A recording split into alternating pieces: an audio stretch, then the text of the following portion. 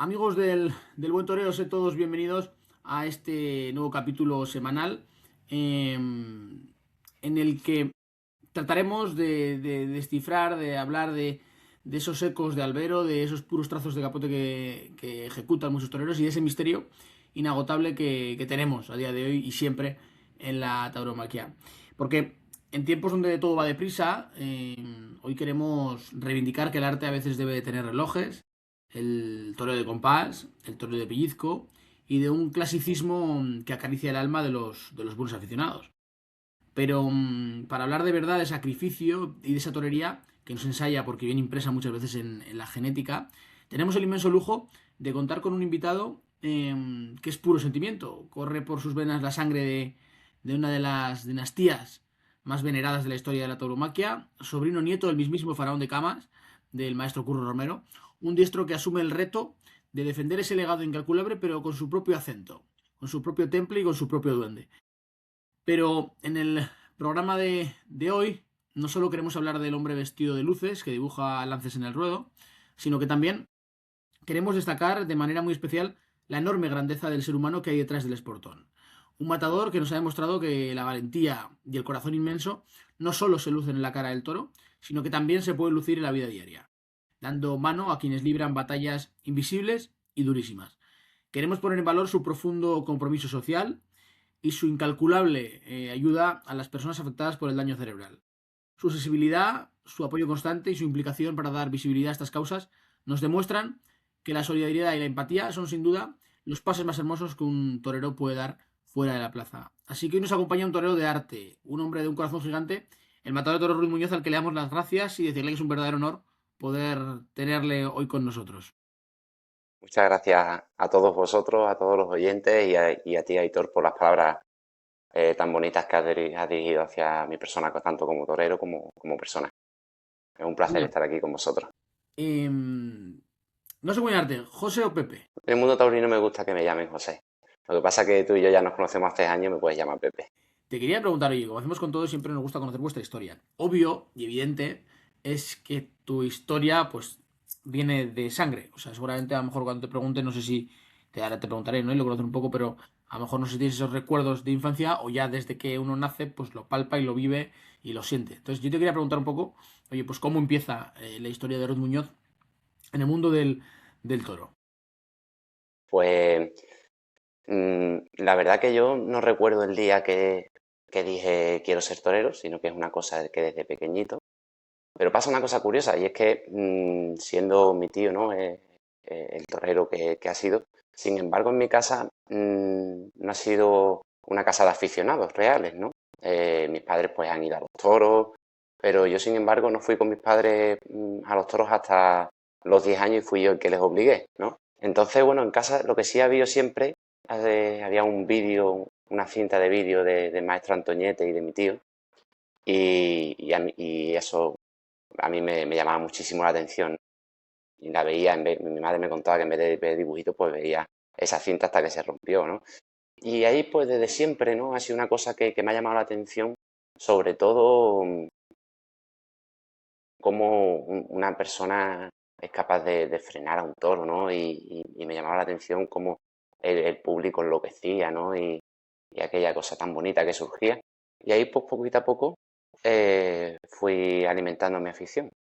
Luego fui con 8 años a la Escuela Taurina de Chiclana y ahí estuve con el maestro Emilio Oliva y con muy buenos compañeros durante 3 años hasta los 11.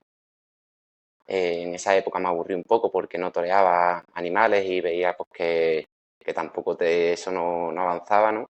Y entonces me quité de la escuela, aunque siempre estuve entrenando en casa, pero ya pues probé otros tipos de deportes, ¿no? El fútbol, la vela, y demás. Y con 12 o 13 años, además fue una cosa muy curiosa, ¿no? Porque en Chiclana, en la escuela estábamos 4 o 5 novilleros y todos hemos conseguido ser matadores de toros, ¿no?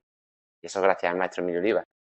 Pues yo fui con 12 años a ver el debut de luces de Francisco Montero y, y formó allí un lío, le cortó un rabo a un novillo, formó la mundial. Y yo me acuerdo que ese día que fui con mi madre a los toros se lo dije, ¿no? Digo, mamá, yo quiero volver a la escuela y yo tengo que sentir esto una vez por lo menos, ¿no? Y ahí empezó el veneno ya más real, ¿no? O sea que, pero claro, uno cuando se apunta a la escuela taurina y imagino que la gente sabía de dónde venías, no te dijeron nada, o sea, del origen familiar. Claro, lo que pasaba era eso, que el maestro Emilio Oliva pensaba que yo, pues, era taurino, o digamos, la familia, ¿no? Digamos, tenía contactos con ganaderos o con mi tío. Entonces, esos 3 años que yo era pequeño no me echó ni cuenta el maestro, ¿no? En el sentido de torear animales. Pues, veía que toreaba de salón, pero pensaba que no, que yo lo tenía por otro lado, ¿sabes? Si quería ser torero, pues lo tenía más fácil. Entonces, eso fue lo que hizo que me aburriese un poquito esos años y luego como te he comentado, ¿no? Después del debut de Francisco Montero, que fue una cosa muy bonita, me volcase otra vez, ¿no? Porque la realidad en mi casa era otra. Era que yo tenía una afición desmedida, pero no tenía cercanía con mi tío. Con mi tío, pues siempre nos veíamos por lo normal, en Navidades, 1 o 2 veces al año que venía a Chiclana. A él le ha gustado siempre mucho el sur y ha venido mucho, pero sin tener mucho trato, ¿no? Claro, es que a lo mejor en otros casos que tienen ese vínculo familiar lo exprimen más. ¿Sabes a lo que me refiero, no? O sea, yo me he dado cuenta de que a lo mejor, no sé si porque has querido llevar ese camino, que me imagino que sí, y no has querido, no sé cómo decir, desgastar mucho esa... Sí, a mí lo que me ha pasado siempre es que he admirado tanto a mi tío, he sido tan consciente de lo que ha sido en el mundo del toro.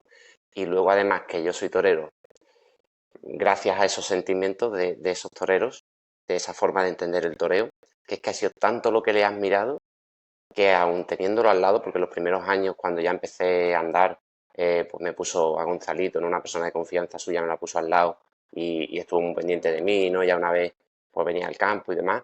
Aún estando en contacto con él, yo le habré preguntado 2 cosas en mi vida, pero por el respeto, ¿no? Yo recuerdo eso, con tener conciencia, ¿no? Y ver a mi tío por primera vez ya yo con conciencia y verlo pues, como lo que era, ¿no? Una máxima figura del toreo. Y, y eso en algunos momentos yo creo que también afecta un poco una relación con él, ¿no? A veces el ser prudente pues te hace no tener algunas conversaciones o algunas llamadas, ¿no? Que por prudencia, pues a lo mejor debería de haber hecho. Entonces, cuando uno entra en la escuela, o sea, no te dicen, imagino que, o sea, imagino que se sabría, ¿no? O sea, el típico run run de la gente de que el sobrino nieto Curro Romero está empezando a dar vueltas. Eh, claro, también te enfrentas a otro tema que me parece complejo, que está la famosa palabra que se dice en el mundo toro de chufla, ¿no? Como quien dicen, ¿no? O sea, podrían llegar a pensar que este es el sobrino nieto de Curro Romero que viene aquí a pasar la tarde. Yo he tenido que luchar mucho contra eso. A mí me han querido poner muchas etiquetas. Mi carrera, llevo 4 años matado de toro, pero mi carrera empezó hace 15, ¿no? Cuando debuté con caballo en el 2014. Y es que, claro, era un arma de doble filo, porque, claro, al principio, en los inicios, que es lo más difícil, ¿no? Para poder torear, ahí, pues mi tío, cuando vio que empecé a andar y que yo me tomaba en serio la profesión, pues me ayudó mucho, ¿no? Pero claro, también salí, digamos, al público mayor muy pronto, ¿no? Muy joven y sobre todo muy pronto taurinamente, porque es que yo no he tenido una base sólida de preparación inicial, digamos, ¿no? Digamos que he ido aprendiendo la profesión delante del toro, del novillo fuerte, de ya, ¿no? Y, y claro, por los aficionados, de repente sale un sobrino de Romero, ahora mismo a mí me dicen que va a torear pues el hijo de Morante, imagínate que en vez de ser futbolista le hubiera dado por torear y uno se ilusiona, ¿no? Dice, ojalá saque algo, con que saque la mitad de la mitad y yo como aficionado me ilusionaría. Y claro, eso pasó. Pero hay que ver que es un chaval de 18 años o de 17 que se tiene que hacer como torero, que tiene que madurar y que tiene que crear su propio camino y no se puede comparar con una máxima figura del toreo en sus últimos años que ha toreado como nadie, ¿no? Además, uno justo que ha sido eh, muy diferente al resto, ¿no? Con una personalidad muy marcada. Entonces ha sido ahí un arma de doble filo. Pero la verdad yo me siento muy orgulloso de la carrera en general que he llevado y la gente que la conoce de verdad, ¿no? Y que ha estado conmigo alrededor, pues yo creo que es una carrera de mucho respeto hacia la profesión, de mucho respeto hacia mi tío y una carrera bonita, ¿no? Y también diferente, que es lo que siempre a mí me ha llamado la atención en el mundo del toro, ¿no? Marcar una personalidad y una diferencia. Em, ¿Y cómo, hombre, cuando uno entra en una escuela taurina, cómo, en qué, porque entras, sales, quiero que me cuentes cómo se da esa ¿Cómo etapa? empieza, no? Claro, es que me parece curioso, ¿no? Lo que dices, oye, entras, sales, luego te vuelve a picar la curiosidad. Sí que es cierto que luego también de novillero te pasó, también una época en la que estuviste un poco intermitente, no sé si también te preguntaré después si es un poco por decisión propia o no, pero me gustaría que me cuentes esa etapa de la escuela, porque es lógico, o sea, eres un chaval, tienes que tener dudas, tienes que estás pensando en tu futuro y es obvio y evidente que uno tiene que pensar, decidir y tomar decisiones. Pues fue muy bonito. A mí esa es la época más bonita, junto también a la que has comentado antes, ¿no? Ese no paréntesis, sino ese punto y seguido que hubo en mi carrera de novillero, ¿no? Con caballo. La verdad que esos momentos más duros para mí han sido los más bonitos, porque creo que es donde ahí nace lo más puro del toreo, ¿no? Al fin y al cabo uno se pone delante del toro por gusto, ¿no? Y cuando no toreas o lo tienes muy complicado y luchas contra todo aquello, pues es muy bonito. La escuela, la verdad que el momento de la escuela, esos 3 años, desde que entré con 8 hasta los 11, fueron 3 años de aprender a torear de salón. Y cuando estás empezando, pues disfrutas, ¿no? Muchísimo y juegas al toro. Allí estábamos, había muy buenos toreros, ¿no? Estaba también Manuel Ponce, el matador de toros, eso, Francisco Montero, Cristian Parejo, también, que es de Chiclana. Y luego había también Carlos Ruiz, que es un gran banderillero. Y teníamos un ambiente muy bueno. El maestro Emilio Oliva daba gusto estar con él. Y la verdad que fueron 3 años bonitos. Me cansé por eso, ¿no? El maestro, la verdad que al campo no me llevaba, todavía también yo era pequeño y yo creo que él pensaba lo que te comentaba antes, ¿no? Que tenía más facilidades a lo mejor. Y eso me quemó un poquillo. Y luego ya cuando decido volver, ya soy consciente yo de que tenía 13 años y que ya si quería torear, pues había que empezar a ir al campo y demás. Y bueno, pues como cualquier chaval, en la escuela se empieza a dejar influenciar o aconsejar por los compañeros más mayores, ¿no? Te dicen, te cuentan el tema de la tapia, cómo funciona. Y yo que soy de la zona de Cádiz, allí gracias a Dios hay muchísimas ganaderías y empiezo a ir a la tapia, ¿no? Entonces recuerdo que la primera vez que me puse delante fue con 13 años en Los Alburejos, la finca de Los Alburejos, la placita cubierta, una vaca de Torre Alta, y la tentó el maestro Sebastián Castella. Y bueno, pues yo, pues, fíjate, allí muy verde, muy verde. Me puse, me pegó su mascón correspondiente, típico, ¿no? De las primeras veces. Y bueno, yo sentía que era una cosa única. Pero fíjate cómo es la vida, ¿no? Yo se lo digo también a los chavales porque luego a lo largo de mi carrera estoy muy involucrado con los novilleros que empiezan. Me gusta ayudar siempre, ¿no? Y estaba en la Escuela Taurina de Segovia, luego también, ahora estoy de profesor en la Escuela Taurina de Algar. Y yo se lo digo siempre, que aquí nunca se sabe, ¿no? Yo, por ejemplo, al día siguiente de torear esa becerra, fuimos a tentar a lo de Núñez del Cuyo de Tapia, las becerras mucho más chicas, las tentó Javier Conde, bordó el toreo y me tocaba salir en una vaca extraordinaria y dije que no. Digo, yo no salgo, yo no puedo esto, qué necesidad hay de pasar este miedo, las pulsaciones, corazón a 20.000. Bueno, pues en ese momento no salí, me llevé toda la noche sin dormir esa noche. Para mí fue un ataque hacia mi persona por mi parte, ¿sabes? De no respetar los sueños que yo había tenido desde siempre y al día siguiente, cuando tuve la ocasión de ponerme delante otra vez, pues me volví a poner, ¿no? Pero eso es un proceso en el que uno va viendo que es capaz, no es capaz, si es capaz, y vas aprendiendo de los compañeros. Y luego yo me he hecho torero en la tapia. Y, y la tapia pues te enseña también unos valores, unos respetos y es una cosa muy, muy bonita, ¿no? Que si sabes enfocarla bien, yo creo que aporta mucho a los toreros. Em, ¿Y Claro, imagino que ese miedo que pasas no te hace replantearte esto. Yo sí, yo lo digo siempre. Yo no sé los compañeros cómo lo hacen, pero yo me lo replanteo todos los días y, y más ahora que no toreo, que es duro, ¿no? No torear. Y te preparas igual como el que está toreando o el que quiere ir que te van a llamar para Madrid mañana, ¿no? Entonces, y hablas con los ganaderos y haces esfuerzo. Y a veces dices, joder, ¿tendrán un sentido? ¿No tendrán? Pero, y cuesta, ¿no? Y te lo replanteas todos los días, ¿no?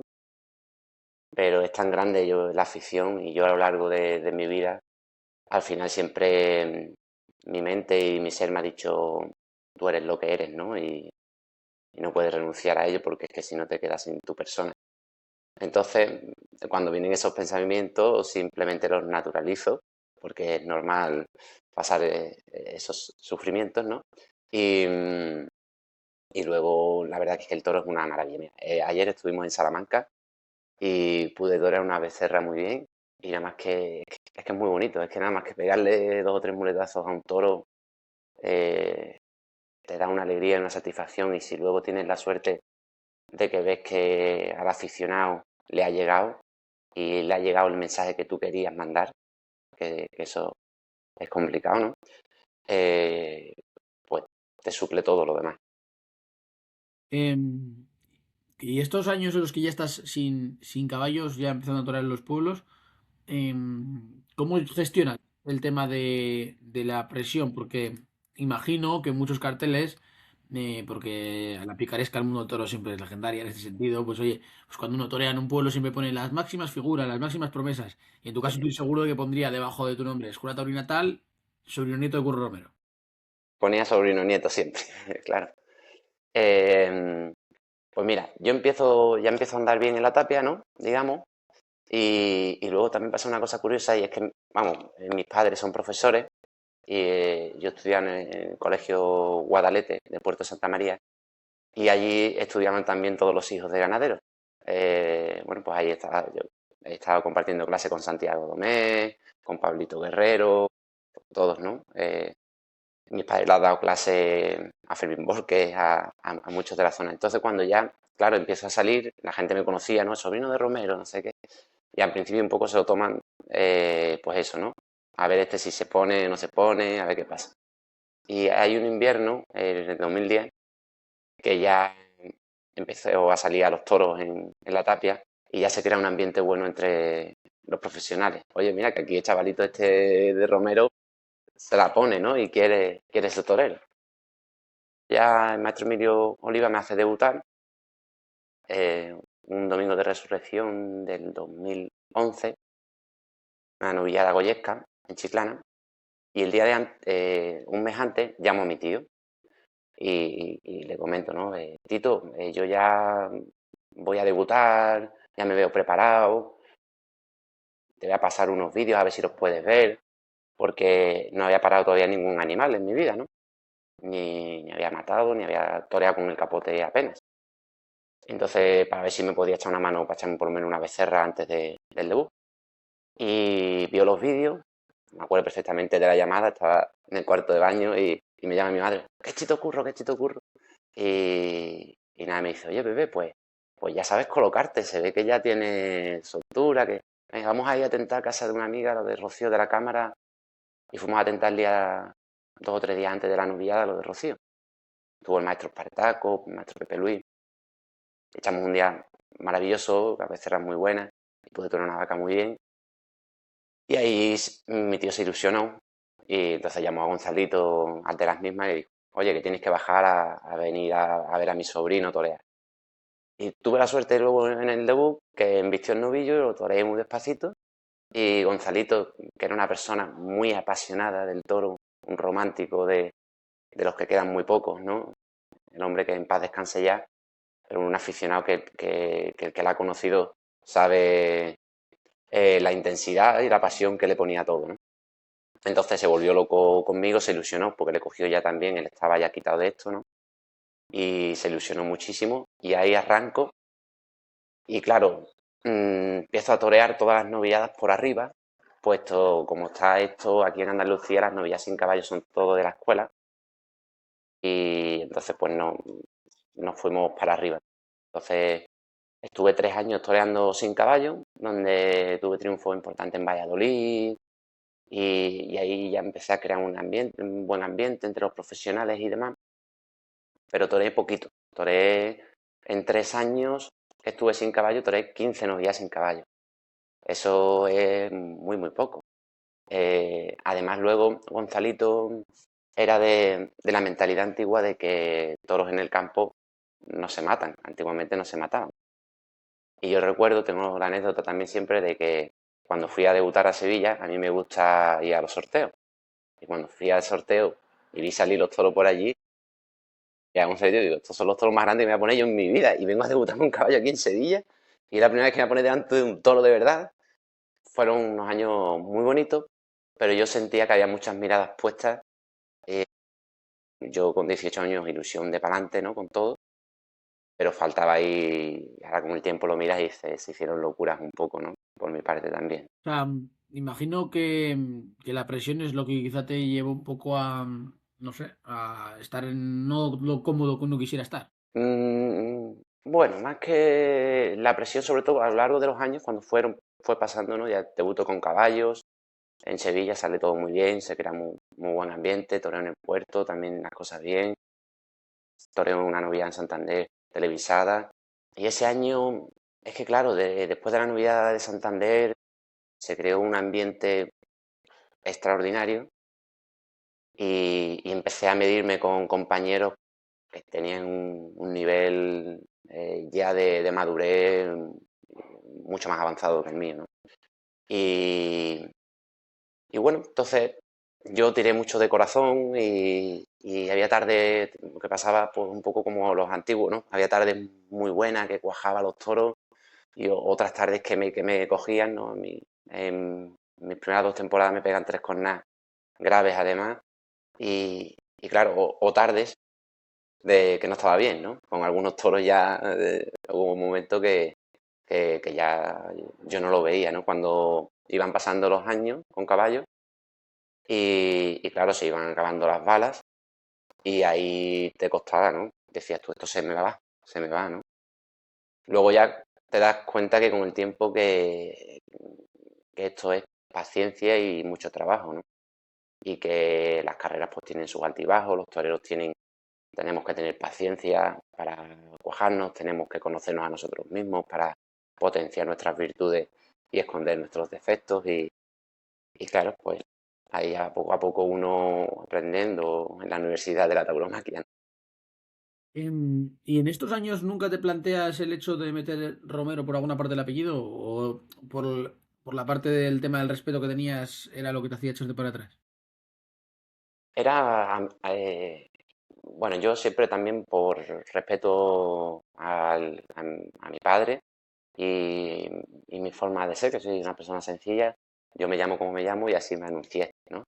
Ruiz Muñoz, José Ruiz Muñoz me anunciaba, ¿no? Al principio. Y, y hubo un momento, después de la novilla de Santander, que Zabala de la Serna lo puso en el mundo, ¿no? Puso José de Romero, creo que se titulaba, ¿no? Era José de Romero y la diferencia de cristal o algo así, ¿no? Y ahí hubo un momento que mi tío como que me dijo, si quieres, ¿sabes? Si quieres, te lo puedes, ¿no? Y yo dije que no, no, no, que me daba mucho respeto, ¿no?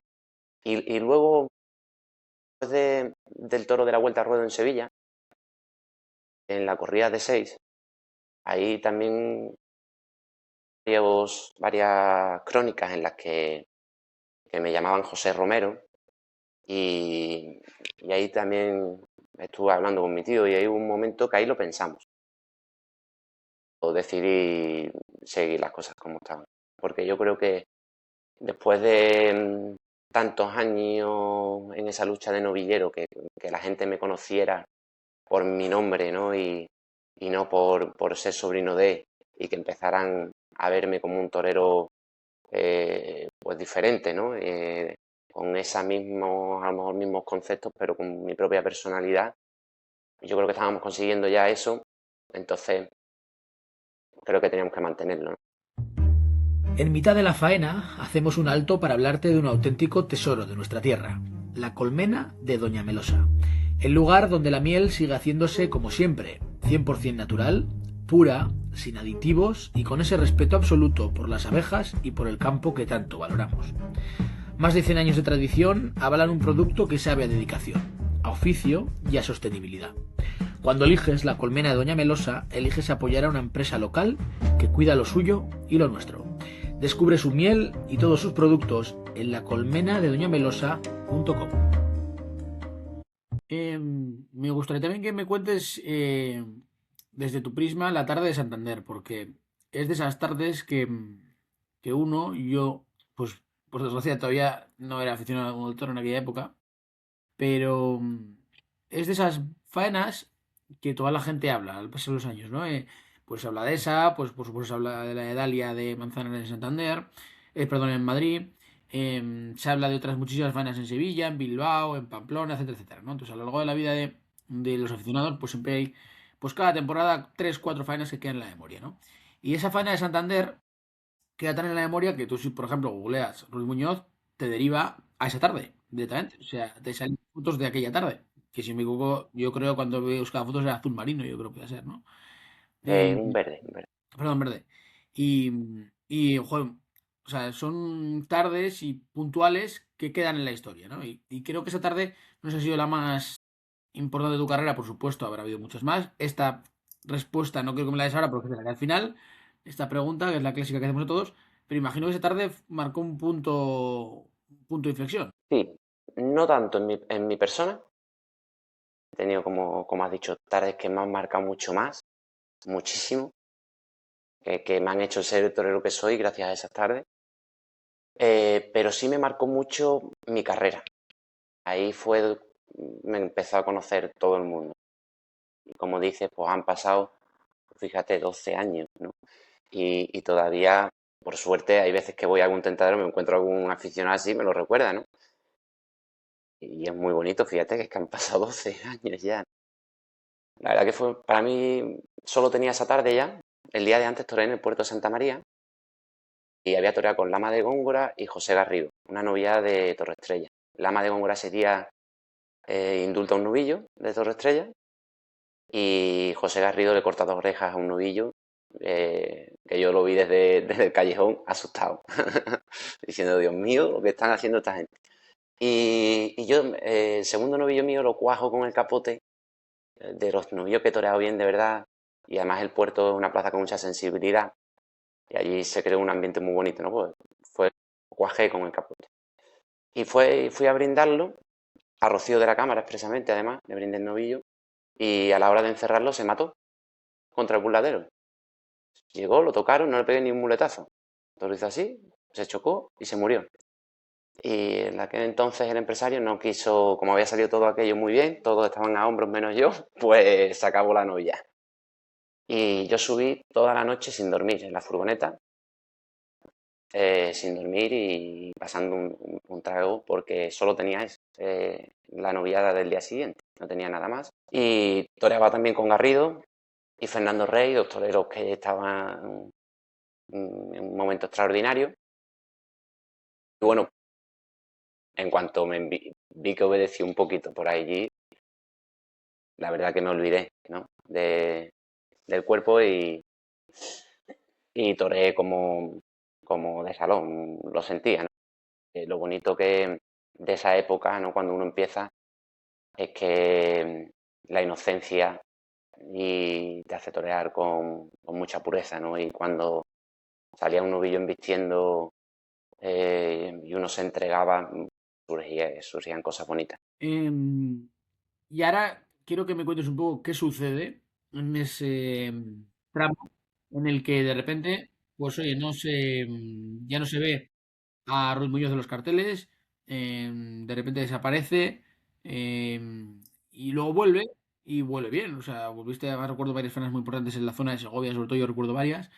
Quiero que me cuentes un poco, oye, qué sucede en bueno, por qué se toma esa decisión y qué sucede en este tramo. Pues te voy a contar cosas como yo las viví, ¿no?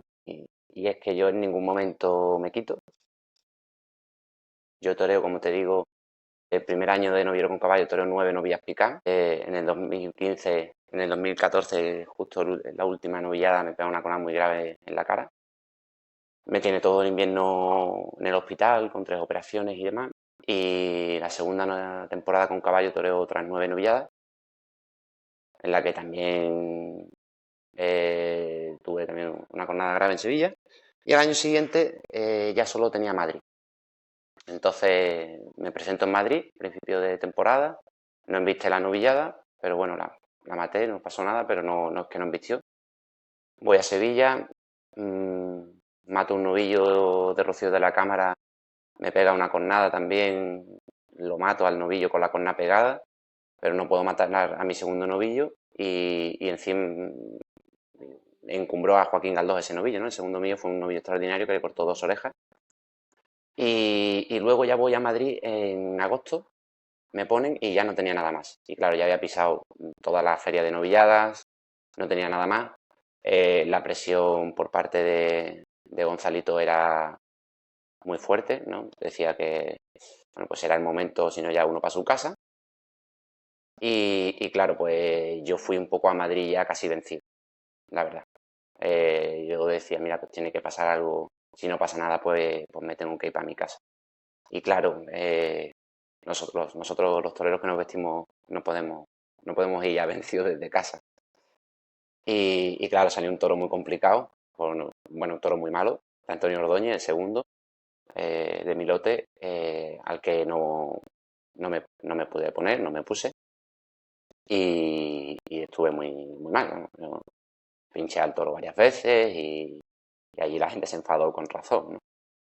Entonces Gonzalito al día siguiente directamente me deja y, y ya está. Eso es lo que ocurre. Con la cosa que Gonzalo, el que lo conozca, es una persona muy apasionada, que se entregó conmigo, le tengo muchísimo que agradecer, pero una persona de mucho carácter. Y cuando termina conmigo, claro, yo, como te comentaba antes, la relación con mi tío ha sido tanto el respeto que yo le he tenido, que ahí el que estaba en medio era Gonzalo. Yo no lo llamaba, no lo molestaba. Entonces, cuando Gonzalo termina conmigo, pues habla mal, eh, habla, habla cosas negativas de mí con mi tío y hace que la relación de mi tío pues se rompa. Y, y con ello también pues la relación de todo el taurino. Y me encontré pues de tentar, por ejemplo, en muchas casas, ¿no? De ganaderos y de que los empresarios te saludasen y de que los compañeros y todo muy bien, a que de repente estuviera completamente aislado del mundo del toro, no cogía el teléfono absolutamente nadie y todas las puertas cerradas. Entonces, yo lo que hago para eso me afecta a mí mucho psicológicamente, claro. Paso unas semanas muy mal, yo vivía en aquel entonces en Madrid, paso unas semanas muy mal allí en Madrid y decido volver a Chiclana, a mi casa, a que me cuidaran mis padres y un poco a ver qué quería hacer con mi vida, ¿no? Replantearme todo. Allí me encierro en la playa, yo soy una persona que me encanta el mar, dedico muchas horas a la pesca y en esas horas de soledad, pues lo único que me doy cuenta es que yo soy torero y es lo que soy y es lo que tengo que ejercer. Entonces, desde 2000, vamos, es que no pasó ni 7 meses sin torear, que en el 2017 ya estaba en contacto con Pepe Ibáñez, banderillero y casi apoderado de muchos toreros, y ya me estuvo apoderando, ¿no? Nos fuimos en el 2017 a México, toré en Aguascalientes, toré por allí un par de novilladas que me dieron mucho aliento, pero a mí me había afectado mucho psicológicamente el hecho del abandono o no apoyo, ¿no? Eso me afectó y entonces me creó más inseguridades de las que yo de por sí ya tengo delante del toro. Y tuve que reconstruirme como torero. ¿sabes? Entonces eso fue un proceso de un par de años. En el 2018 me apodera José Luis Peralta y ahí ya empiezo a coger otra vez el sitio. Toreo ya 4 novillas picadas, ya vuelvo un poquito al circuito. Toreo aquí en Guillena 2 novilladas cerca de Sevilla, ya ven que, pues eso, que volví bien. Toreo en Blanca y quedo triunfador de la feria. Y toreo 4, pero salen las cosas muy bien. A raíz de eso, el año siguiente, eh, Peralta empieza a apoderar a Javier Jiménez de nuevo y entonces me quedo yo apartado y llegamos en contacto con Emilio de Frutos, que ha sido el que me puso, como tú has dicho, en órbita, ¿no? Que ahí ya sí volvió, digamos, al el taurino y el profesional, volvió a ver que estaba Ruiz Muñoz, que bueno, pues que estaba de verdad. Hubo triunfos, como has dicho, en diferentes plazas de Segovia, de la zona de Madrid, y ya empecé, digamos, esta nueva etapa. Eso fue lo que sucedió y, y un poco también es lo que me está sucediendo ahora también, ¿no? Carra, te dejo. Te voy a preguntar porque has hablado del abandono y imagino que el tema del abandono, o sea, te viene relativo a que no comprendes el...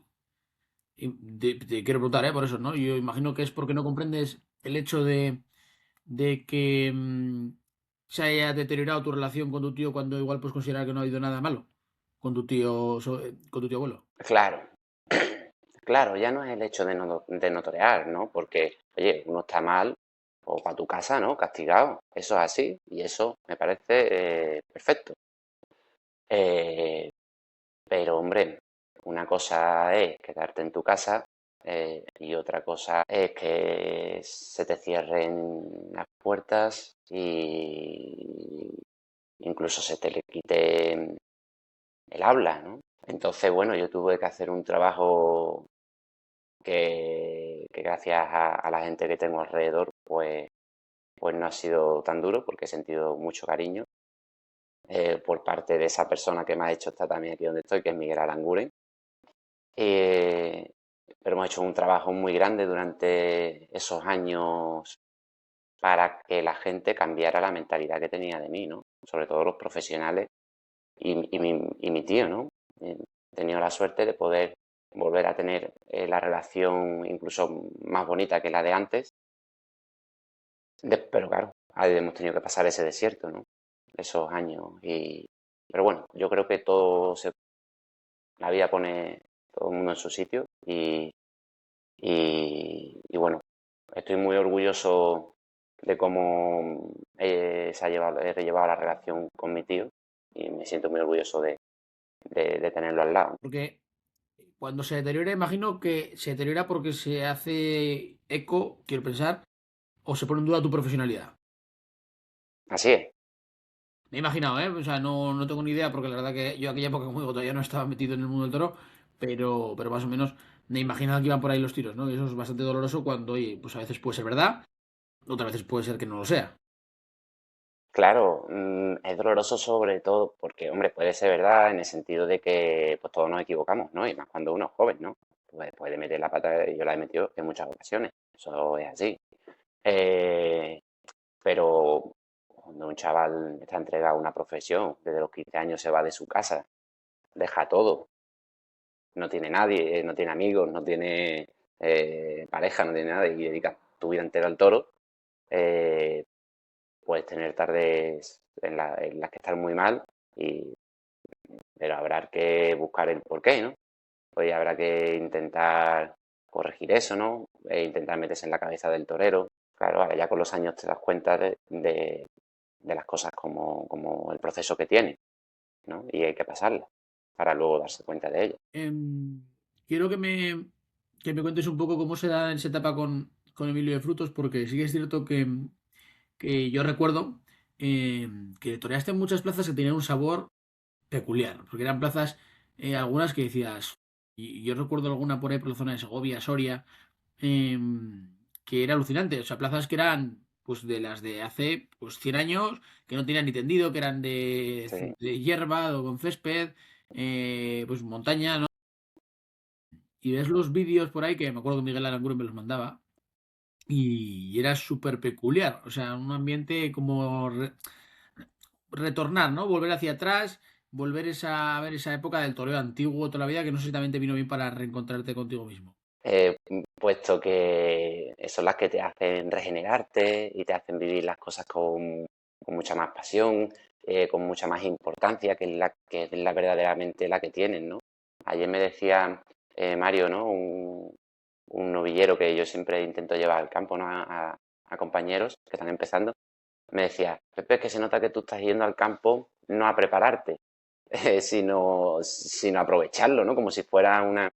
Y es eso, porque para mí es un lujo, sé lo que es la oportunidad que te dan, ¿no? Esa época fue muy bonita porque conocí una tauromaquia que yo no conocía. Yo soy de Cádiz, pero he estado muchos años viviendo también en Sevilla y luego en Madrid. Pero como se vive la tauromaquia en los pueblos de verdad, en Andalucía no se vive así, ni mucho menos, pero ni mucho menos, y no lo había visto y no sabía, no conocía, ¿no? Allí yo he visto algunas asociaciones de algunos pueblos que organizaban su novillada con 6 7 meses de antelación, conocían los nombres de los novillos, iban al verlo al campo 20 veces, eh, pues una involucración grandísima. Entonces, así pasaba que ibas a un pueblo como Quintana Redonda, que yo creo que es la placita a la que tú te referías, tiene un tendido. Esa plaza está hecha por la gente del pueblo, excavada en la tierra, y los asientos excavados en la tierra, así en forma escalonada, y tiene sembrado un césped para que cuando lloviese y todo eso claro, no se caiga toda la tierra. Entonces es una plaza maravillosa, es un pueblo que viven 200 personas y la plaza hace 1500 y se llenó, ¿sabes? Entonces conocí la tauromaquia más adentro, ¿no? Más pura y me encantó. Luego el toro en la calle, toro en la calle es una cosa, lo más primario del toreo, ¿no? Ahí nace, ahí empieza, tuve la oportunidad de ponerme delante de muchos toros en las calles y eso es muy bonito porque eso yo creo que ahí es donde nace, ¿no? Cuando no hay intereses, no hay dinero, no hay ningún tipo de interés, ni de que te aplaudan, ni nada. Es un hombre delante de un toro, haciendo lo que le gusta y la gente de alrededor disfrutando de aquello, ¿no? La verdad que es una etapa que me sirvió mucho. Luego Emilio empezaba una ganadería justamente en ese momento, poder estar con el ganado en el campo, apartar los toros, conocer las madres, los sementales. Llegó un momento porque Emilio lo que tiene es de Joselito, de maestro Joselito, del Tajo y la Reina, y ese año maté muchas noviadas suyas, y llegó un momento que es que os conocía, digo, y fíjate que me llevé solo 2 años allí en la ganadería, pero por las hechuras le tenía una fe a los toros. Hay una anécdota y es que a todas las veces que me anunciaba con una novillada o corrida de toros suya, he salido a hombros. Le he cortado las orejas a todos los toros que torea de Joselito. Y veía que tenía cogido el aire, ¿no? Y la verdad que fue una etapa muy bonita. Quiero que me hables también de Miguel Aranguren, porque ha sido una de las personas que he visto que más ha confiado en ti, más confianza ha depositado. Aparte de ser un novelista y un escritor maravilloso, que yo además tengo costumbre de tener, bueno, tengo un par de libros de él, y además tuve el privilegio de presentar el suyo con él en San Sebastián. Y la verdad que es otra de las personas que oye, uno se encuentra, ¿no? A lo largo de la vida. Yo tengo un trato muy bueno con él. Imagino que el tuyo será multiplicado por 10. Y me gustaría que me cuentes también, ¿no? Porque lo has citado antes y cuando alguien cita a una persona hablando de su trayectoria es porque ha marcado un antes y un después. Ahora mismo, aunque a Miguel no le guste, Miguel Aranguren es el apoderado de Ruiz Muñoz, ¿sabes? Y es así. Y así lo anunciamos cuando me confirmé en Madrid. Y así lo estamos haciendo. Y creo que es una cosa muy bonita y que va mucho con mi forma también de entender el toreo, ¿no? Y lo que yo siempre a mí me alimenta para querer ser torero, ¿no? Que es el llegar a la gente, ¿no? Y poder hacer a la gente disfrutar y olvidarse un poquito de sus problemas. Y Miguel es una persona maravillosa que a mí me ha enseñado mucho, sobre todo de la amistad. Y bueno, conmigo yo estoy aquí gracias a él, ¿no? Pero no gracias a él, sobre todo por su cariño, por su tiempo, por conversaciones larguísimas, ¿no? De él como artista, nos entendemos bien, tenemos nuestras locuras y podemos hablar de cosas muy intensas y muy bonitas y esas conversaciones me han mantenido vivo mucho tiempo, ¿no? Luego, aparte de que eh, no hay mayor fuerza que el querer. Y Miguel ha querido ayudarme y como ha querido ayudarme, pues han visto los frutos, ¿no? Nosotros nos anunciamos en Sevilla sin apoderado y confirmamos Alternativa Madrid con Miguel y ya está, ¿sabes? Digamos sin profesional, sin un apoderado profesional, digamos, ¿no? Miguel ha sido un gran aficionado toda la vida, lo sigue siendo y, y ha ido conociendo Aficionado del tendido tres 7, hijos hay que decirlo. del tendido 7, sí, sí. Aficionado del tendido 7 y de Bilbao, como tú sabes, también, y con una exigencia dura, ¿no? Y a mí tenemos conversaciones interesantes. Y ha ido conociendo este entresijo de la tauromaquia conmigo, de la mano. Hemos ido, hemos ido dándole la vuelta a la tortilla varias veces. Al principio, pues eso me decía, he llamado todos los ganaderos, no me cogen el teléfono ninguno, me dicen que tú no sé qué, que no sé cuánto. Luego ya empezaron otra vez a por lo menos cogérselo. Luego hubo un año que hizo una cosa muy bonita, que ahí, como no nos hacían caso, dice, yo tengo que hacer algo diferente para que los ganaderos nos atiendan. Y escribió, no sé si fueron 20 o 30 cartas de puño y letra a cada ganadero y la envió por correo postal. Claro, cuando tú imagínate un ganadero en su finca, llegan, ha llegado esto, hacen así, miran, contándole Miguel un poco nuestra historia, nuestra lucha, y pues le llamó la atención a muchos ganaderos y ahí nos abrieron sus puertas. Luego pues hemos tenido la suerte que hemos mantenido, ¿no? La amistad con muchos ganaderos y eso tengo que agradecerlo porque son los que me mantienen, ¿no? Cuando no se viste de torero uno, son los que me mantienen para seguir creciendo como torero y también para poder estar bien anímicamente, ¿no? Digamos. Luego te quiero preguntar también porque lo mencionaba en la introducción, tu labor con el daño cerebral ha sido muy importante en los últimos años, y porque además también te pilló de cerca. Imagino que esto es como todo, ¿no? Cuando alguien le pilla de cerca ese tipo de circunstancias, es cuando uno se da cuenta de lo que sucede realmente, ¿no? Yo creo que le pasa mucho a la gente también con otro tipo de situaciones complejas, como es el Alzheimer, que la gente hasta que no tiene a alguien cerca no lo ve de verdad. Em, y quiero que me cuentes, porque al margen de tu apoyo, que por supuesto se dio en aquella corrida, que luego también te preguntaré si tienes en mente hacer otra, em, tuviste que hacer el pasillo en Sevilla en unas circunstancias bastante peculiares. Bueno, Sevilla, niebla, tuviste que hacer el pasillo en circunstancias muy peculiares, muy complejas, y quiero que me cuentes cómo viste esa etapa, porque son como quien dice, pues oye, pues yo siempre confío, la verdad, en el destino de la vida. O sea, las cosas si pasan son por algo y tienen que ser así. O sea, no hay que darle más vueltas. Pero quiero que me cuentes cómo afrontaste esa situación y cómo la sigues afrontando. Bueno, pues como tú has dicho, el daño cerebral llega a mi casa de manera inesperada y, y no te das cuenta, como has dicho, de las necesidades y de lo que supone ser una persona con discapacidad hasta que no la tienes en casa, ¿no? También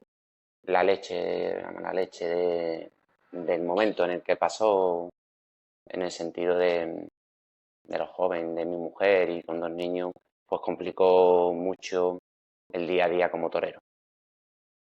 Eh, fue una etapa ha sido y está siendo una etapa muy dura para mí, eh, en la que siento mucho apoyo, como te he dicho, por parte de la gente que tengo alrededor, Miguel Aranguren, eh, mi familia, los ganaderos.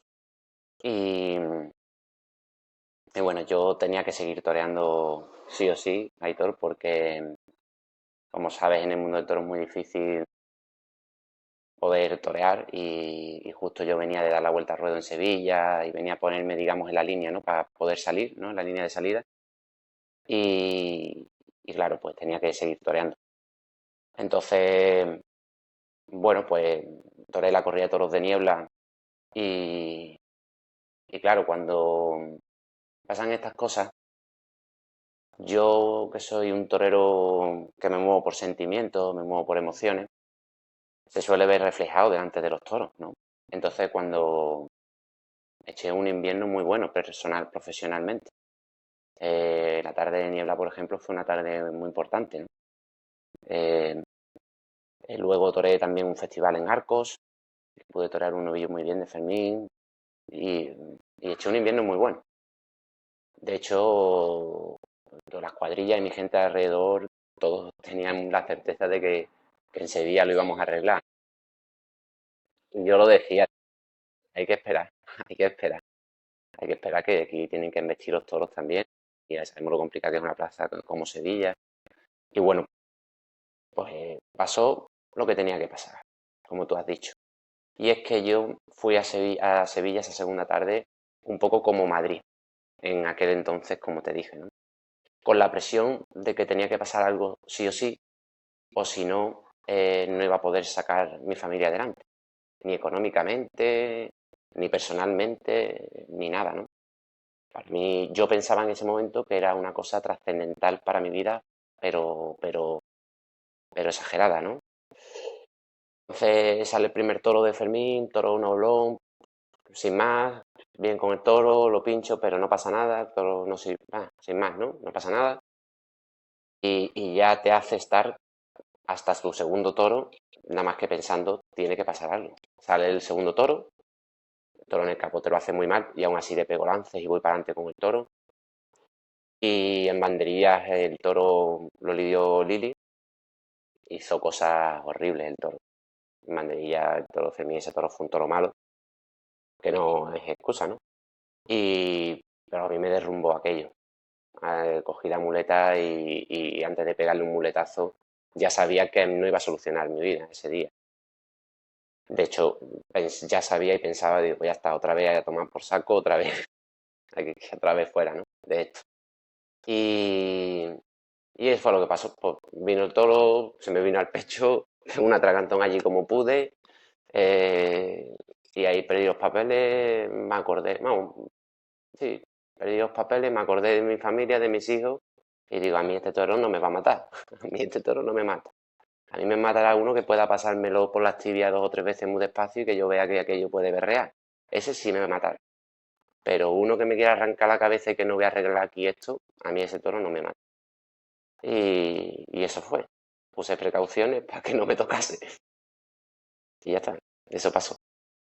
Claro, y ahora otra vez, pues encuéntrate en esa situación, esa tesitura, otra vez te quieren cortar la cabeza, te la cortan y ahora otra vez tú inventas y registras para, primero, para mantener tu fe en ti. Eso es lo primero. Y luego, para buscar esa rendija profesional para meterte, ¿no? Y ahí estamos, ahí estamos. La verdad que después de la tarde de Sevilla me volví a dar cuenta de que no se puede ir uno de esa manera a la plaza. No por el hecho de lo que salió al final, porque cuando un toro es malo, y yo, en mi concepto entra que un toro malo no te puede matar, coger así sin sentido, ¿no? Eso entra en mi concepto. Pero sí el sentido de querer arreglar tu vida en un día, eso es irreal, eso no existe, eso es mentira. Aquí en el toreo esto no es de un día, esto es de muchos, esto es de paciencia y de mucho trabajo, porque es que puedes salir ese día muy bien las cosas, pero al día siguiente lo tienes que otra vez eh, justificar, ¿no? Y claro, cuando aprendes eso, ya empiezas otra vez a disfrutar el día a día. Vuelves a la esencia de por qué has querido ser torero, vuelves a disfrutar tu profesión y vuelve entonces a fluir todo. Ahí fluye. Y cuando ya me encuentro otra vez bien anímicamente, empiezo a darle vueltas a... Me encontré a lo largo de ese año muchas trabas administrativas, sociales y de todo tipo con el caso de mi mujer. Todavía que han pasado 2 años y medio, las seguimos teniendo. No sé si conoces, pero por ejemplo la ley de dependencia es la que trata a estos pacientes y yo en mi caso, para recibir cualquier ayuda necesitas esa ley y yo en mi caso han pasado 2 años y medio y todavía no la tengo ni tramitada, todavía ni la han tramitado.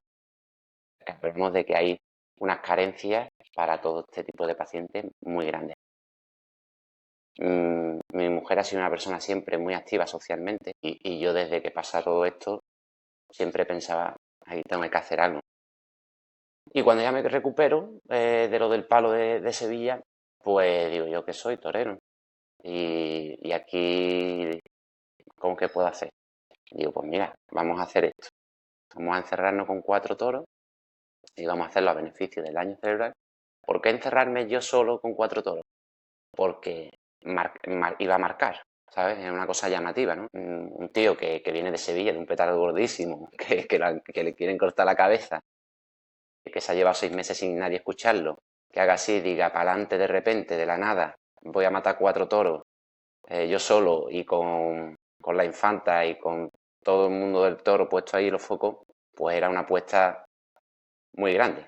Y yo sabía que esa apuesta grande iba a hacer que se pudiese dar la difusión que yo quería al daño cerebral. Y yo, porque a mí me decían luego muchos compañeros, oye, ¿por qué no hace un festival? Hablábamos que seguro que los figuras lo torean. Y yo, claro, y se queda una cosa anecdótica, ¿no? Pobrecito de José que le ha pasado esto y aquí han venido unos cuantos de matadores y muy bonito, muy bien, y ya está, ¿sabes? O ¿por qué no te anuncian? Digo, no, esto tiene que marcar.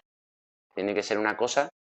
¿Qué pasó? Se estructuró todo de tal manera, se hizo todo con tanto detalle que cuando se presentó el proyecto a la gente, a los profesionales, tanto ganaderos, empresarios, como por ejemplo a la infanta, que teníamos muy claro que teníamos que conseguir alguien con una visión pública para poder dar esa difusión, pues cuando vieron el proyecto, pues del tirón, ¿no? Se volcó todo el mundo.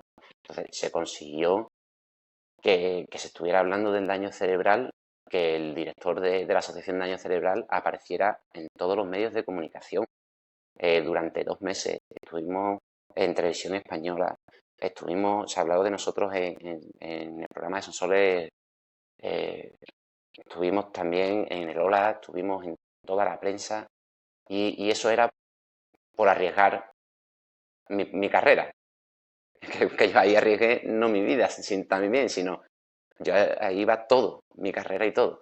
Pero iba con esa mentalidad que te he dicho, diferente, de en paz con uno mismo, de esto lo hago porque lo siento, porque no con que salvara nada profesional, era todo, era personal, de dar difusión a eso. Perdón. Entonces, pues surgieron cosas muy bonitas luego también en la plaza, ¿sabes? Como iba tan tranquilo, iba relajado y iba bien y feliz conmigo mismo, pues sin estar preparado incluso, pues toré toro como siento.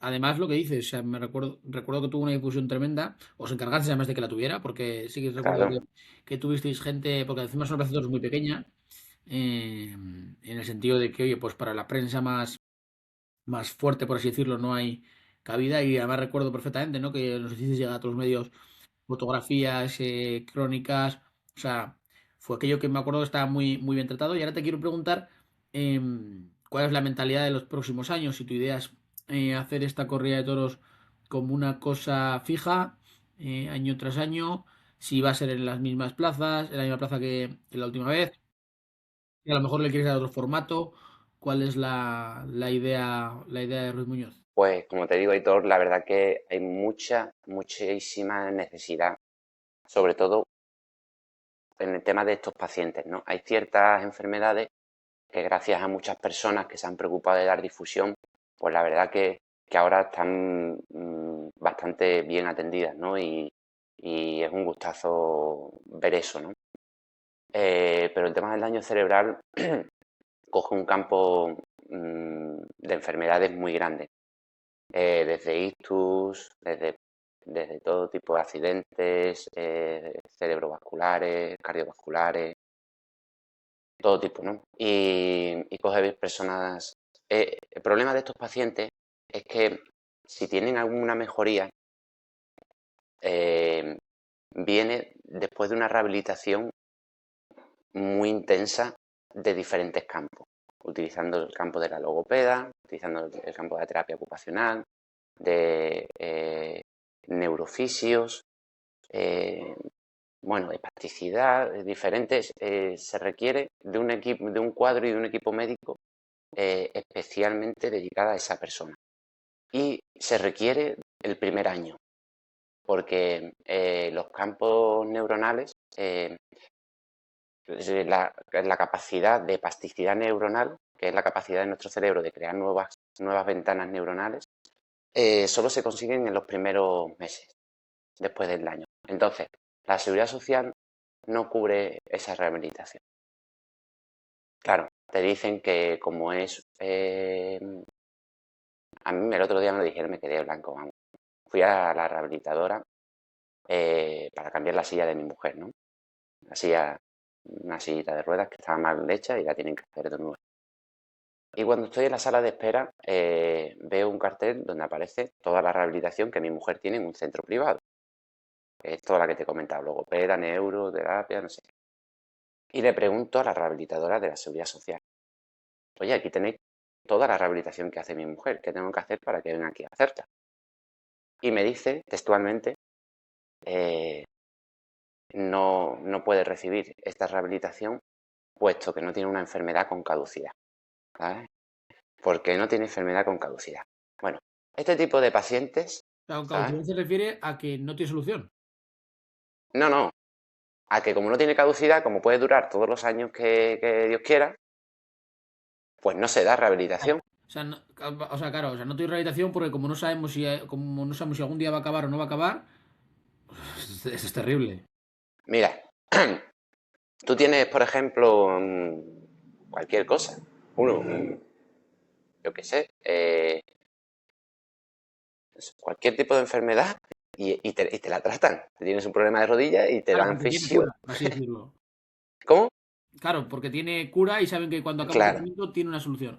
claro. O sea, esto es que como... Es Así absurdo, de porque, claro. porque aunque no Que la tenga... dejan morir. A lo que voy, claro. O sea, aunque no tenga cura, podrá tener mejoría. Claro, ¿qué pasa? Que a ellos no les interesa esa mejoría. Entonces, en esos primeros meses no se da esa rehabilitación. Eso obliga a las familias, con interés en que su familia siga para adelante, pues una inversión grandísima que abusan los hospitales privados. Claramente, es un negocio. Entonces abusan. Bueno, aparte de todo eso, es que estos pacientes, si no tienen esa rehabilitación, como están encamados y no tienen movilidad, verdaderamente sí tienen caducidad, en el sentido de que si no los trata, Claro. fallecen. Fallecen de las escaras, de la plasticidad, de muchas cosas, ¿no? Tiene que estar uno muy encima para que estén bien.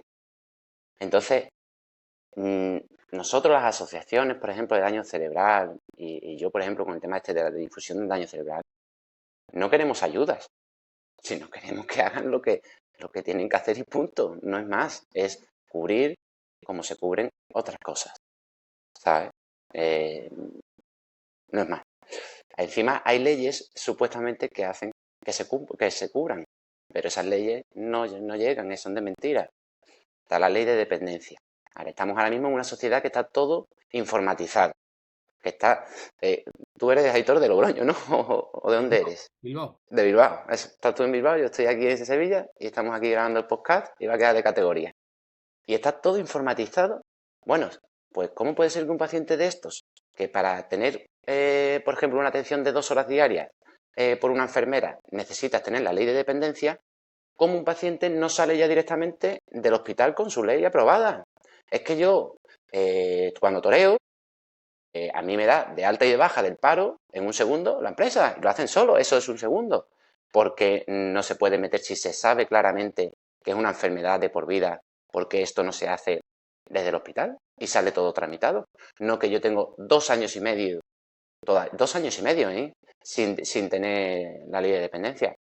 Pero es que, por ejemplo, yo he estado 1 año y medio sin poder hacer ningún trámite administrativo, ni de mis hijos, ni de mi casa. ¿Por qué? Porque no tenía la curatela, la custodia, digamos, de mi mujer. Es otra, fíjate. es otra. Hablamos de que, claro, es que el tema este del daño cerebral es muy jodido porque es que depende de los casos. El otro día hice yo una entrevista, ¿no?, en el debate y me llama un amigo, me dice, oye, que te han puesto, han escrito un comentario diciendo que no es que no es una realidad lo que tú estás viviendo, que si hay ayudas. Y digo, ¿qué dices que estás hablando? Y digo, claro, es que depende. Depende si le pasa a una familia, le pasa a su hijo, tienes tu apoyo de tu mujer, tú tienes esto de otra manera diferente, claro, administrativamente es otra manera diferente y tus necesidades para cubrir a ese paciente son diferentes a las mías. En este caso, igual que son diferentes a las de otros. Entonces, también hay que luchar por individualizar los casos, ¿me entiendes? Y que haya de verdad un trato. Es que no. Podemos hablar de esto muchísimo tiempo, Aitor, y la verdad que es que no merece ni la pena. A mí me quema mucho socialmente. Estoy bastante quemado en ese aspecto. Porque por mucho que uno intente dar voz o intente lo que sea, la situación es la que es y no vamos a cambiar nada. Y es complicado. Entonces, con respecto a lo que comentabas de la corrida, a mí lo que me gustaría es que se volcasen compañeros y se pudiese hacer una cosa bonita y que se hiciera todos los años, ¿no? Yo creo que es una cosa, la del daño cerebral, que ha estado como apartada, al igual que otras enfermedades ya van mucho mejor.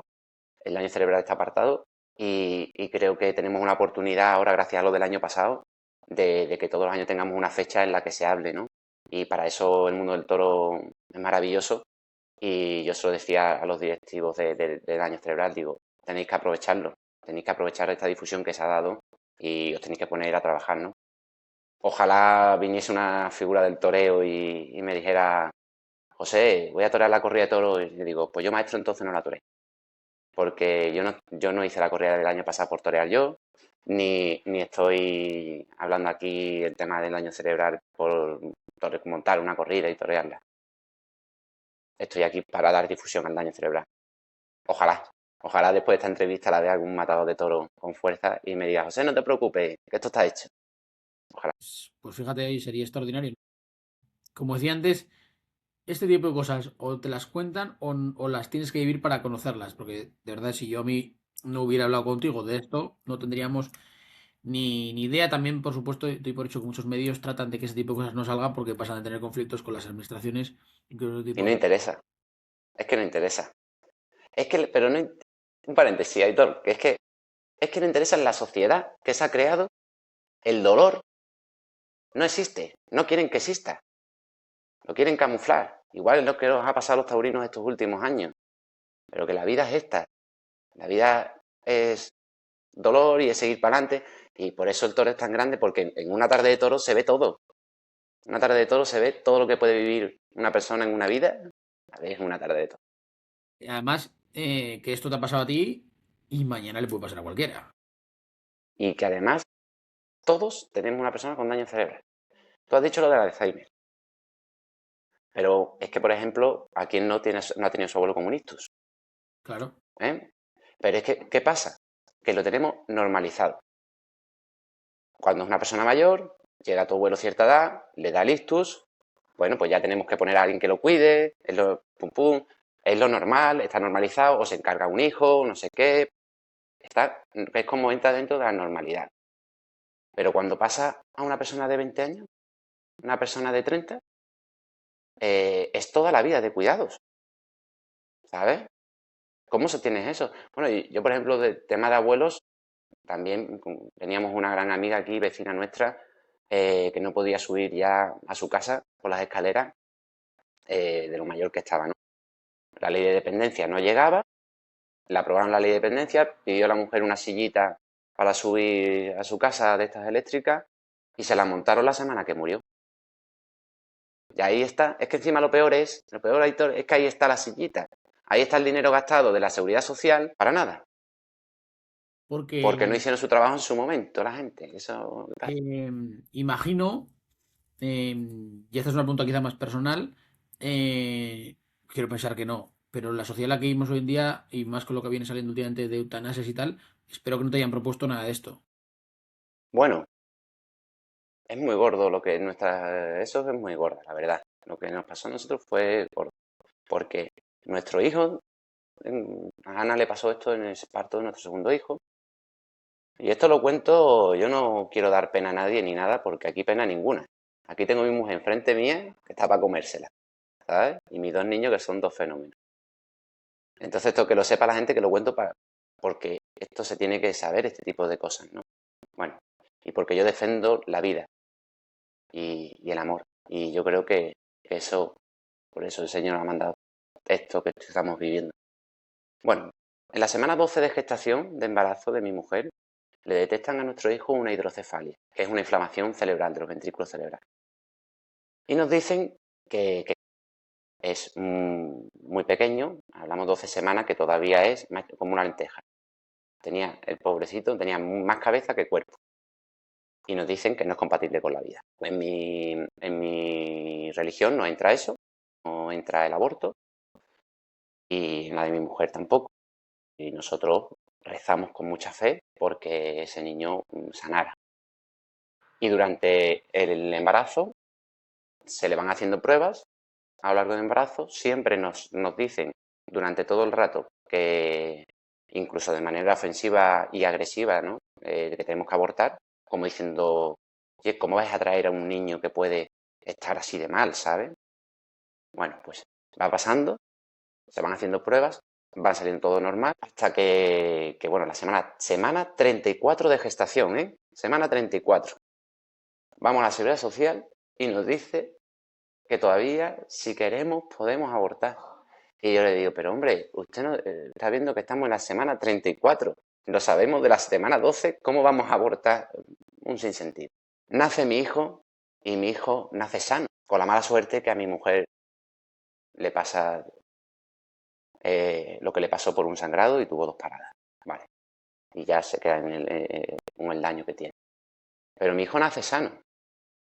Y a mi hijo pues, lo quisieron matar.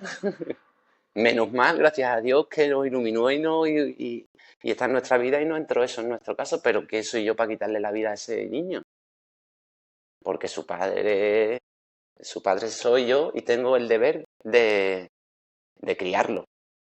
Pero él es una persona independiente. ¿Y quién soy yo para matarlo? ¿No? Pues con mi mujer pasó igual. Cuando pasan los 2 meses de UCI, pasa esto en un hospital privado y la Seguridad Social no quiere coger a mi mujer. El hospital privado no estaba preparado para ya seguir con ella y la Seguridad Social nos dicen que no la cogen, que la dejan morir.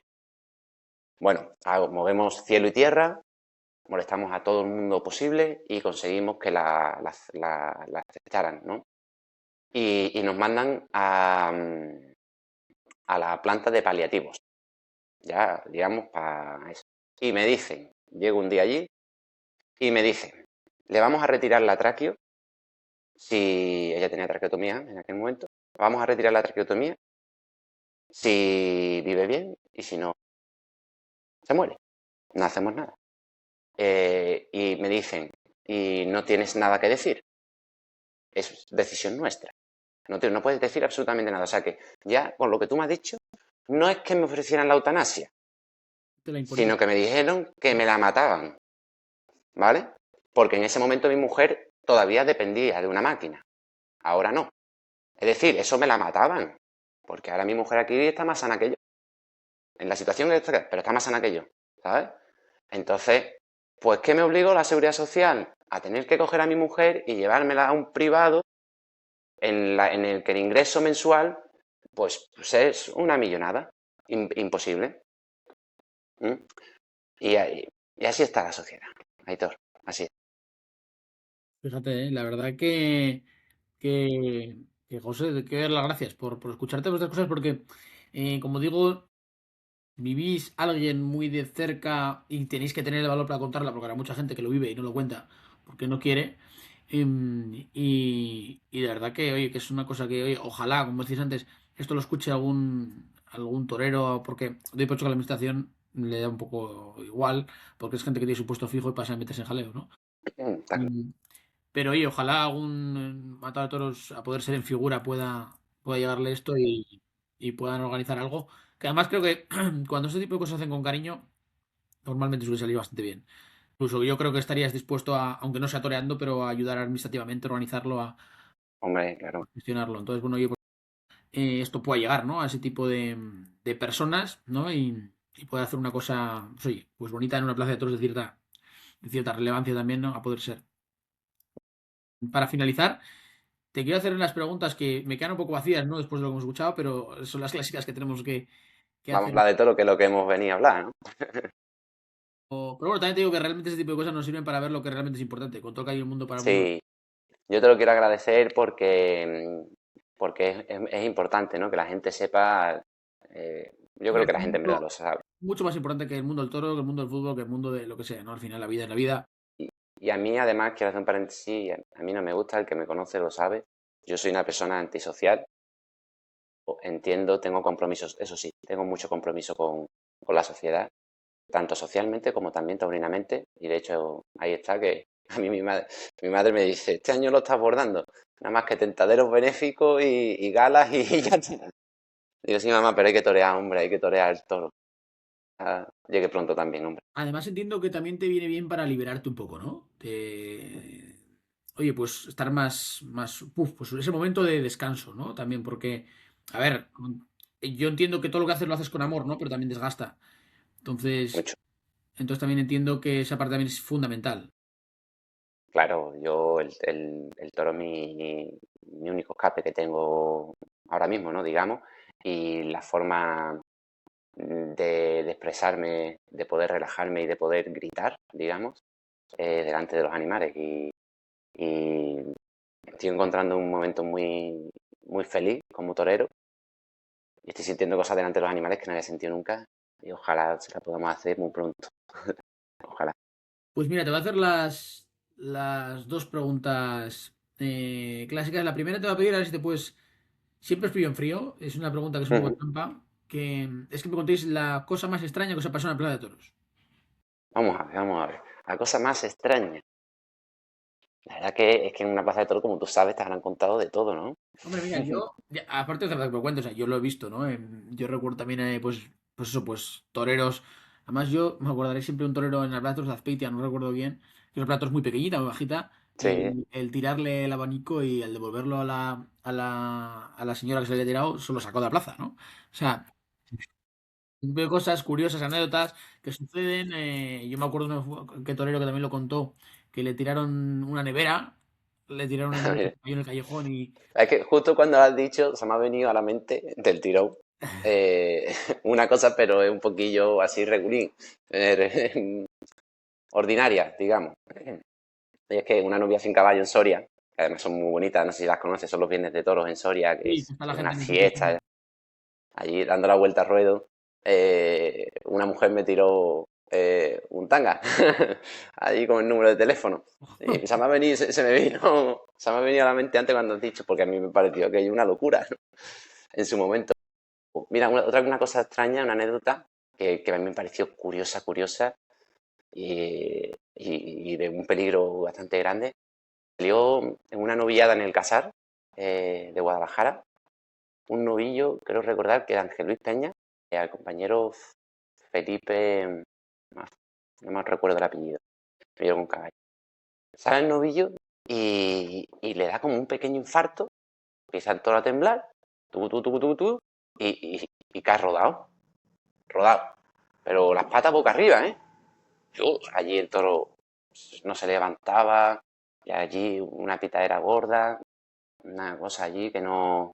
Y se acerca el tercero, pero cuando hizo así el tercero, y después a levantar la puntilla, se levantó ese toro, pero estaba muerto el toro, parecía que estaba muerto, ¿eh? Se levantó ese toro, pero no lo cogió, gracias a Dios, pero fue una cosa muy extraña que yo nunca había visto, ¿no? Y la verdad que lo hemos comentado en muchas ocasiones. Lo que es la bravura. Sí, sí, lo que es la bravura. El toro, yo no sé qué le daría, como un pequeño microinfarto o así o algo, y de repente volvió algo, cuando vio eso, la bravura le hizo otra vez conectar. Y se levantó el toro y le cortó una oreja el novillero. Y el toro se dejó mucho. Pues ahora te voy a preguntar las que ya son más clásicas, aunque son más antiguas que esta, las que somos del primer día, que es que me digas la mejor y la peor tarde de toros de tu vida. Tanto para bien como para mal, oye, pues si elegir esta tarde que dices, oye, pues esta tarde, pues por lo que sea, no lo vi bien, estuve mal, y la tarde en la que si ahora mismo te retirases, tuvieras que quedarte. O sea, no me vale, que siempre os digo a los que estáis inactivos, está por llegar, ¿no? Esa respuesta comodín, no permitimos que se use. Eh, Pero oye, esa, ahí te lo dejo. Vale, mira, además yo lo hablo mucho con Miguel Aranguren, porque Miguel, por ejemplo, se piensa bueno, pues piensa, con razón, ¿no? Bueno, que hay que tener una perfección en las faenas. Y yo le digo, para mí la perfección está si está el corazón. Si ha habido corazón en la faena todo el tiempo, para mí ya ha sido perfecto en ese momento, aunque luego con los años sea mejor torero y diga, si hubiera toreado todo lo mejor, ¿sabes? Pero en aquel momento hubo esa pasión que es la que a mí me llena. Y para mí una tarde que me ha marcado muchísimo ha sido el toro de Sevilla, Fermín Borja. Ese toro, sin tener una rotundidad y sin tener a lo mejor, el toro no tampoco se movió en demasía, entonces no tuvo mucha transmisión del todo, pero para mí fue una tarde muy importante. Y además, si la analizas, para mí fue de principio a fin bien.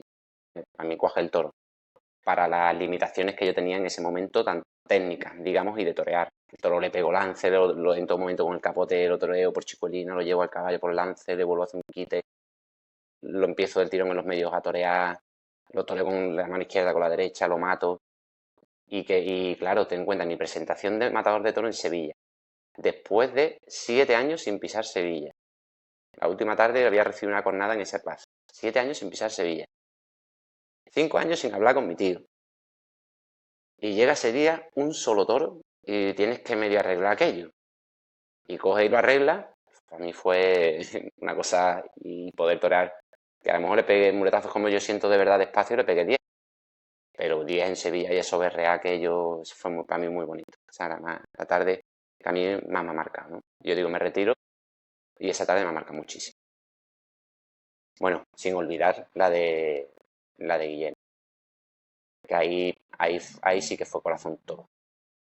Ahí fue corazón todo, todo, todo. Y ahí también toré varios toros con mucha pasión. Pero de redondez y eso también, yo creo que es la tarde de Sevilla.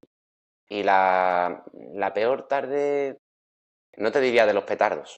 Los petardos para mí no han sido las peores tardes porque me han ayudado mucho, la verdad. He pegado 2 o 3 petardos muy gordos en mi vida, uno en Sevilla, uno en Madrid y otro en Villaseca. Y me han hecho mucho daño, me han hecho tela de daño. Pero bueno, esas tardes siempre me han ayudado a crecer más, ¿no? Y a evolucionar como persona y como torero. Entonces, para mí esos no han sido tardes, aunque lo haya pasado muy mal en esos momentos y después, ¿no? Pero no han sido tardes malas. Yo creo que a lo mejor la peor tarde, las tardes insípidas. Una tarde que toreas y no pasa nada. O, por ejemplo, en Laguna del Duero. Me acuerdo de una novillada de Aurora Garra que se dejó y estuve bien, pero me corté una oreja a un novillo, pero insípida.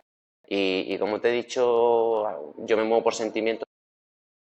No estuve mal esa tarde, estuve bien, pero las tardes insípidas no me gustan. Me gusta que haya emociones para bien o para mal. Pues la verdad que te quiero dar las gracias por este rato, José, porque da gusto escucharte hablar del mundo del toro, de tu vida.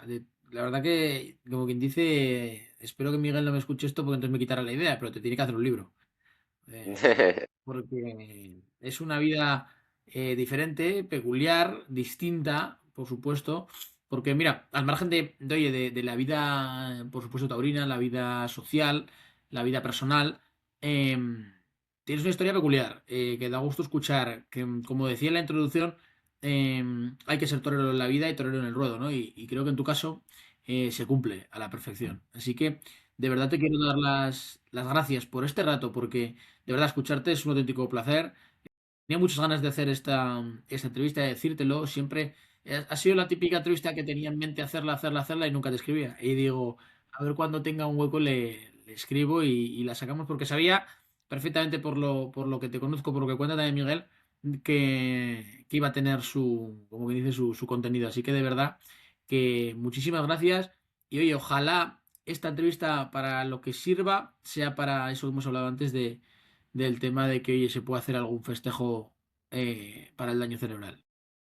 Pues muchas gracias, Aitor. Bueno, decirte que nosotros estamos trabajando en el festejo, que lo tenemos avanzado, que estamos hablando con autoridades también para que se involucren y que, hombre, que si viniese esa figuratoria se facilitaría, ¿no? Pero que estamos trabajando en ello y que si Dios quiere salir. Pues oye, ojalá que así sea, José, y seremos los primeros que lo difundamos en cuanto esté por ahí. Así que de verdad que muchísimas gracias y un fortísimo abrazo. Gracias a ti, muchísimas gracias, Aitor. Un abrazo para todos. Un abrazo.